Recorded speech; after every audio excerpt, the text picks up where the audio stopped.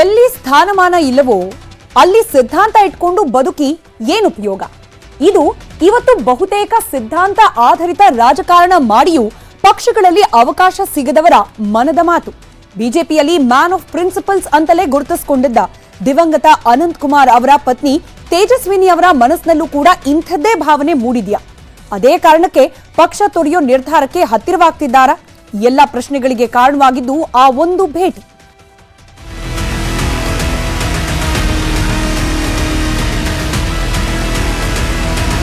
Tejaswini Ananthkumar Karnataka BJP ಪಾಲಿನ ಭೀಷ್ಮ ಅಂತಾನೆ ಕರೆಸಿಕೊಳ್ಳುತ್ತಿದ್ದ ದಿವಂಗತ ಅನಂತಕುಮಾರ್ ಪತ್ನಿ ಇವತ್ತು ಉಪಮುಖ್ಯಮಂತ್ರಿ ಡಿಕೆ ಶಿವಕುಮಾರ್ ಅವರನ್ನ ಭೇಟಿ ಮಾಡಿದ್ರು.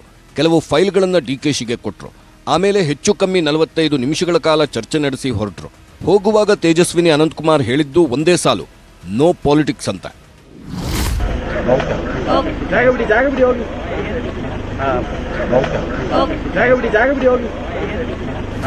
ತೇಜಸ್ವಿನಿ ಮೇಡಮ್ ರಾಜಕೀಯ ಚರ್ಚೆ ನಡೆದಿಲ್ಲ ಅಂತಾರೆ.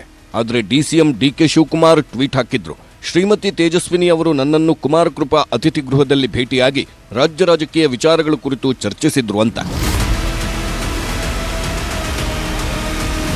ತೇಜಸ್ವಿನಿ ಮೇಡಮ್ ಪ್ರಕಾರ ಡಿಕೆಶಿ ಭೇಟಿ ಮಾಡಿದ್ದು 22/9/2023ಕ್ಕೆ ದಿವಂಗತ ಅನಂತಕುಮಾರ್ ಜನ್ಮದಿನದಂದು ನಡೆಯುವ ಅದಮ್ಯ ಚೇತನ ಪ್ರತಿಭಾ ಪುರಸ್ಕಾರ ಕಾರ್ಯಕ್ರಮಕ್ಕೆ ಆಹ್ವಾನಿಸಲು. ಹಾಗೆ ಅದಮ್ಯ ಚೇತನದಿಂದ ಇಂದಿರಾ ಕ್ಯಾಂಟೀನ್ ಪೌರ ಕಾರ್ಮಿಕರಿಗೆ ಊಟ ನೀಡುತ್ತಿದ್ದು ಸರ್ಕಾರದಿಂದ ಬಾಕಿ ಹಣ ಬಿಡುಗಡೆಗೆ ಮನವಿ ಮಾಡಿದ್ರಂತೆ.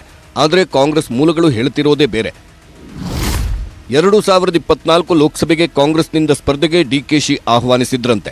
ತೇಜಸ್ವಿನಿ ಮೇಡಮ್ ಬೇಡವೆಂದ್ರೆ ಪುತ್ರಿಯರಲ್ಲಿ ಒಬ್ಬರಿಗೆ ಟಿಕೆಟ್ ಕೊಡುವುದಾಗಿ ಹೇಳಿದ್ರಂತೆ. ವಿಜೇತ ಐಶ್ವರ್ಯ ಅನಂತಕುಮಾರ್ಗೆ ಕಾಂಗ್ರೆಸ್ ಟಿಕೆಟ್ ಭರವಸೆ ಕೊಟ್ಟರಂತೆ. ಚುನಾವಣೆಯ ಬೇಡ ಎಂದ್ರೆ ಕಾಂಗ್ರೆಸ್ಗೆ ಬೆಂಬಲಿಸಲು ಮನವಿ ಮಾಡಿದ್ರಂತೆ. ನೋಡೋಣ ಅಂಥೇಳಿ ತೇಜಸ್ವಿನಿ ಅನಂತಕುಮಾರ್ ಹೊರಟ್ರು ಅನ್ನೋ ಮಾಹಿತಿ ಸಿಕ್ಕಿದೆ. ಅಂದಹಾಗೆ ತೇಜಸ್ವಿನಿ ಅನಂತಕುಮಾರ್ ನಿಧನರಾದ್ಮೇಲೆ ಬಿಜೆಪಿ ಟಿಕೆಟ್ ನಿರೀಕ್ಷೆಯಲ್ಲಿದ್ರು. ಆದರೆ ತೇಜಸ್ವಿ ಸೂರ್ಯ ಪಾಲಾಯಿತು.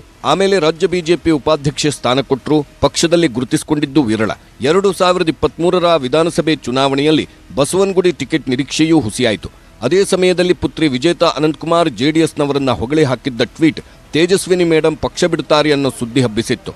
ಆಗ ದಯವಿಟ್ಟು ಊಹಾಪೋಹಗಳಿಗೆ ಕಿವಿಗೊಡಬೇಡಿ, ನಾನು ಭಾರತೀಯ ಜನತಾ ಪಕ್ಷದ ಜೊತೆಗೆ ದೃಢವಾಗಿ ಇದ್ದೇನೆ ಅಂತ ಟ್ವೀಟ್ ಹಾಕಿದ್ರು. ಆಮೇಲೆ ಕುಟುಂಬ ಸಮೇತ ಪ್ರಧಾನಿ ಮೋದಿಯವರನ್ನು ಭೇಟಿ ಮಾಡಿದ್ದು ಇತಿಹಾಸ. ಯಾವುದೇ ಆಕಾಂಕ್ಷೆಗಳನ್ನ ಇಟ್ಕೊಂಡು ರಾಜಕಾರಣ ಮಾಡ್ತಕ್ಕದ್ದಲ್ಲ. ಏನಿಲ್ಲ, ನನ್ಗೆ ಅವಕಾಶಗಳಿದೆ. ಈಗ ಸೇವೆ ಮಾಡ್ತಿರೋದು ಬೇಕಾದಷ್ಟು ಅವಕಾಶಗಳಿದೆ. ನಾನು ಯಾವತ್ತೂ ಯಾರನ್ನೂ ಕೇಳೂ ಇಲ್ಲ, ಆ ಥರದ ನಿರೀಕ್ಷೆಯನ್ನು ಇಟ್ಕೊಂಡಿಲ್ಲ. ಇಲ್ಲ, ಈ ಜವಾಬ್ದಾರಿಯನ್ನು ಮತ್ತೊಬ್ಬರು ನಿರ್ವಹಿಸ್ತಾರೆ ಅಂದ್ರೆ ಅವ್ರ ಜೊತೆಗಿದ್ದೀವಿ. ಈ ಆಪರೇಷನ್ ಹಸ್ತ ಅನ್ನೋ ಪ್ರಯೋಗಕ್ಕೆ ಬಿಜೆಪಿಯ ಅನೇಕರು ಒಳಗಾಗಲಿದ್ದಾರೆ ಅನ್ನೋ ಮಾತು ರಾಜಕೀಯ ಪಡಸಾಲೆಯಲ್ಲಿ ಬಹು ಚರ್ಚಿತ ವಿಚಾರ. ಆದ್ರೆ ಮಾಜಿ ಮಂತ್ರಿ ರಮೇಶ್ ಜಾರಕಿಹೊಳಿ ಇದಕ್ಕೆ ಹೊಸ ವ್ಯಾಖ್ಯಾನವನ್ನೇ ನೀಡಿದ್ದಾರೆ. ಆಪರೇಷನ್ ಏನಿಲ್ಲ, ಇದೆಲ್ಲ ಡಿಸಿಎಂ ಆಟ ಅಂದು ಬಿಟ್ಟಿದ್ದಾರೆ. ಹಾಗಂದ್ಕೊಂಡೇ ಇರಿ, ನಿಮ್ಮ ಪಕ್ಷದಿಂದ ದೊಡ್ಡ ದೊಡ್ಡ ನಾಯಕರೇ ಬರ್ತಾರೆ ಅಂತ ಕೈ ಕಲಿಗಳು ಹುಬ್ಬೇರಿಸಿದ್ದಾರೆ. ಕಾಂಗ್ರೆಸ್ ಬಿಡಲು ರೆಡಿಯಾಗಿದ್ರ 30 ಹಿರಿಯ ನಾಯಕರು. ಆಪರೇಷನ್ ಹಸ್ತಕ್ಕೆ ಟ್ವಿಸ್ಟ್ ಕೊಟ್ಟ ಡಿಕೆಶಿ ಹಳೆ ದೋಸ್ತಿ.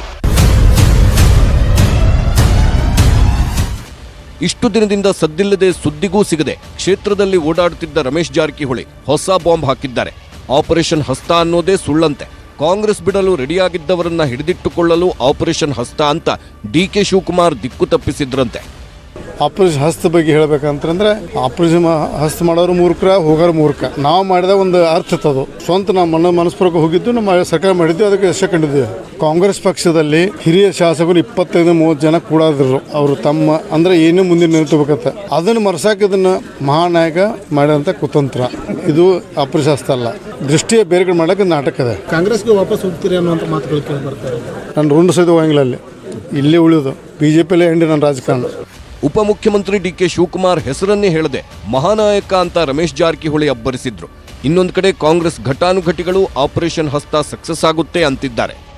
ಬಹಳಷ್ಟು ಜನ ಅನ್ಯ ಪಕ್ಷದವರು ಕಾಂಗ್ರೆಸ್ ಸೇರ್ಬೇಕಂತಕ್ಕಂಥ ಒಂದು ಅಭಿಪ್ರಾಯಗಳು ವ್ಯಕ್ತಪಡಿಸಿದ್ದಾರೆ ಮತ್ತು ಅದ್ರ ಬಗ್ಗೆ ಅವರದೇ ಆದಂಥ ಹೇಳಿಕೆಗಳನ್ನು ಕೊಡ್ತಾ ಇದ್ದಾರೆ. ಪಕ್ಷವನ್ನು ಬಿಟ್ಟು ಸ್ವಾರ್ಥಕ್ಕೆ ಬೇರೆ ಪಕ್ಷವನ್ನು ಸೇರಿ ಅಧಿಕಾರವನ್ನು ಅನುಭವಿಸಿ ಭ್ರಷ್ಟಾಚಾರಕ್ಕೇನಾದರೂ ಪರ್ಯಾಯವಾಗಿ ಹೆಸರಿದ್ರೆ ಬಹುಶಃ ಅವರೇ ಅಂತಕ್ಕಂಥ ರೀತಿಯಲ್ಲಿ ಅವರು ಪಕ್ಷದವರೇ ಹೇಳ್ತಾರೆ. ನಾವು ಹೇಳೋದು ಅಂತದಲ್ಲ.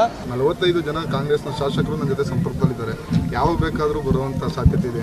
ಅದನ್ನು ಉಲ್ಟಾ ಮಾಡ್ಕೊಳ್ಳಿ. ಅದೇ ಹೇಳದ್ನಲ್ಲಪ್ಪ, ಅವರು 45 ಜನ ಅಂತ ಅಂದರೆ ನೀನು 45 ಜನ ಹಿಂಗೆ ಬರ್ತಾರೆ ಅಂತ ಅನ್ಕೋಬಹುದು. ಇಷ್ಟೆಲ್ಲದರ ಮಧ್ಯೆ ಬೊಮ್ಮಾಯಿ ಅವರು ಲೋಕಸಭೆ ಎಲೆಕ್ಷನ್ ಆದ್ಮೇಲೆ ಕಾಂಗ್ರೆಸ್ ಸರ್ಕಾರ ಇರಲ್ಲ ಅಂತ ಬೇರೆ ಬಾಂಬ್ ಹಾಕಿದ್ರು. ಅಲ್ಟಿಮೇಟ್ಲಿ ಟೆಸ್ಟ್ ಏನಪ್ಪ ಅಂತಂದರೆ ಲೋಕಸಭಾ ಚುನಾವಣೆ, ಈ ಸರ್ಕಾರದ ಟೆಸ್ಟು ಮತ್ತು BJPಯ ಮತ್ತೊಮ್ಮೆ ಕರ್ನಾಟಕದಲ್ಲಿ ಸ್ಥಾಪನೆ ಆಗುವಂಥದ್ದಕ್ಕೆ ಸ್ಪಷ್ಟವಾದಂಥ ನಿರ್ಧಾರ ಜನ ಕೊಡ್ತಾರಂತ ನಮಗೆ ವಿಶ್ವಾಸ ಇದೆ.